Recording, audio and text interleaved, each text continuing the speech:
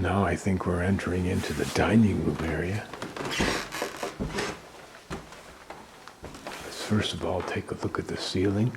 Very intricate. Remember, the dining room area would have been a place where guests of some importance were always entertained. The beautiful cabinetry, the alcove.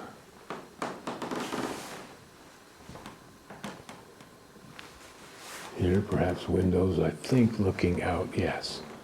Same here on this left side. Now let's take a closer look at the furnishings here. Not so much a dining room, perhaps, as a sitting room. At least the way it's set up now. What's interesting is how low to the floor people sat.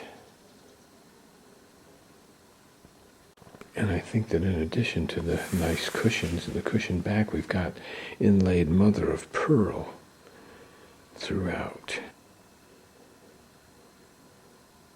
And I think these ornate vessel-like devices that hold the clocks give us an idea of how revered were clocks at this time when they weren't that many decades away from their actual invented perfection, principally for navigation.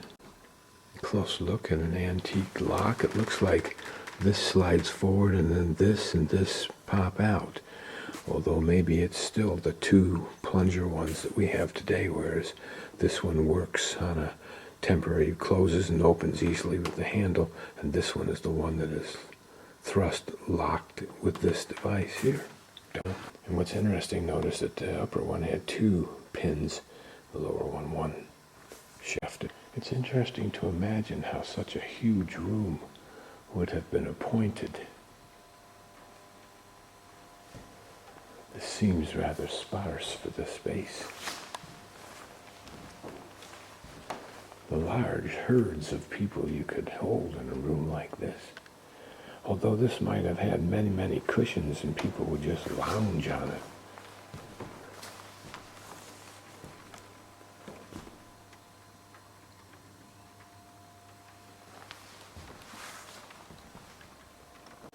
Imagine what daily life was like in something as big as this.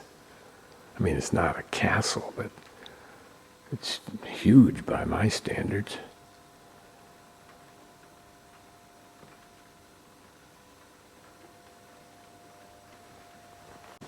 Here we'll go into the front left room. Again, the ceiling is different. This one much more intricate, I think, than anything we've seen so far. Much more elegant and detailed than any of the smaller rooms. Beautiful lamp.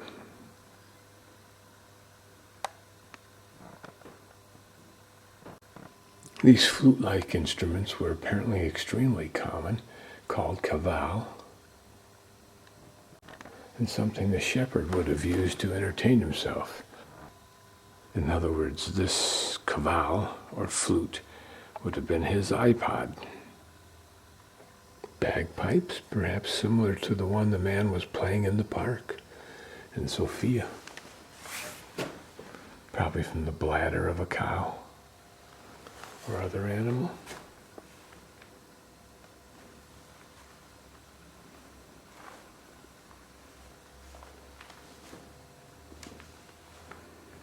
Imagine the people that played these. That's what always fascinates me, as well as the music they made. These apparently called galukas. And note it was played with a bow of some sort. But that would have been a very fascinating thing in a world that had no music, but singing and whistling. And the tambura was the only plucked instrument. And I think that's these two right here, I guess.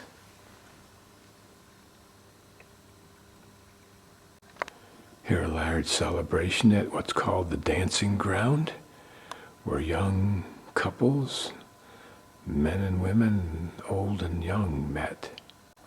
This is called a barrel organ, but exactly why I don't know. Notice that here we have a crank for turning it, and probably underneath there are keys. Then a stand it could sit on. Maybe just because of its size and portability, relatively speaking. A little mechanical musical machine.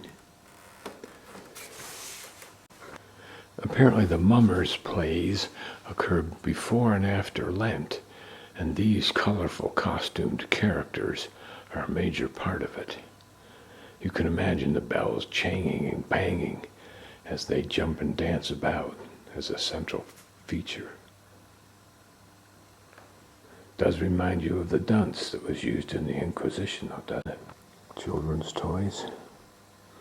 That one still exists, unfortunately. And that one, the musical potato, used to call it. It's a lovely chest.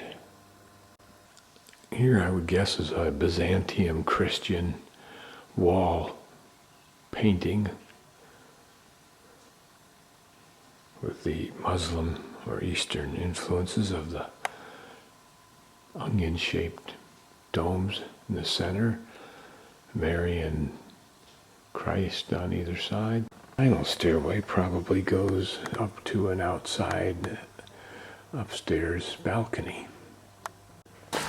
Here apparently the owner's elegant carriage.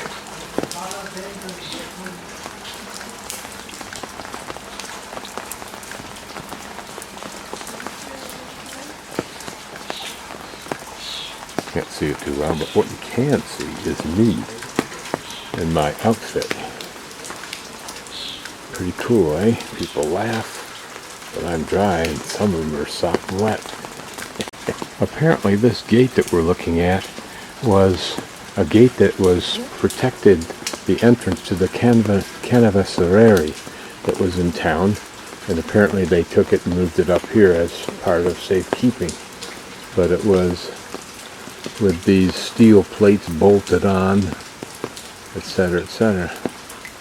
Okay, this remainings of a building, the part to my right is completely removed, but gives us a little idea of what the internal structure is. Looks like cement and lath in the dead center there, but there a framework of 2x4s or 6s, rough hewn, filled in with rock and mortar, and brick up to the right, and the lofting mechanism up to the top, barely capable of holding the ceiling, it looks like.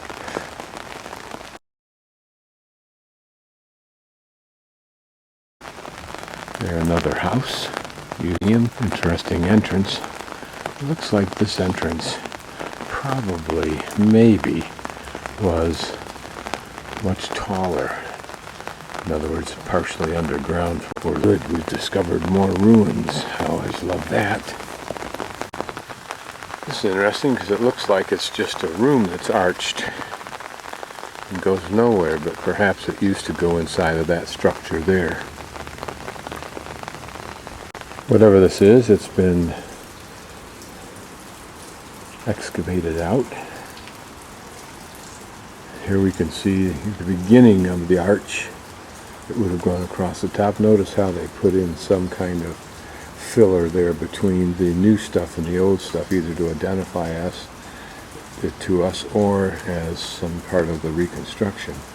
This may be that early settlement or fortress that was up here that just a few remains of exist. I think it is.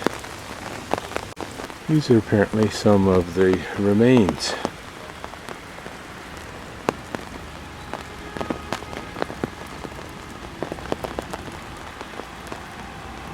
And a view over the city. Much of it I don't get to see.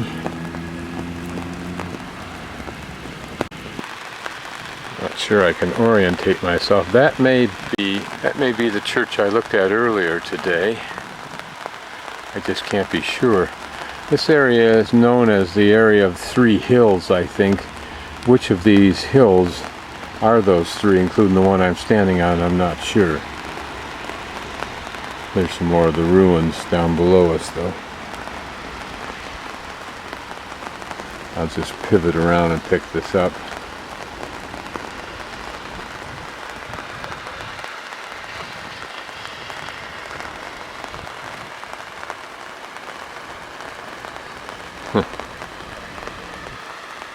You can see that these are pretty substantial walls. I'd figure this at about 6 to 8 feet. I think I may have myself orientated. Way over there is that bridge that has the shops on it that crosses over the river. And that means the main walking road should be to my left.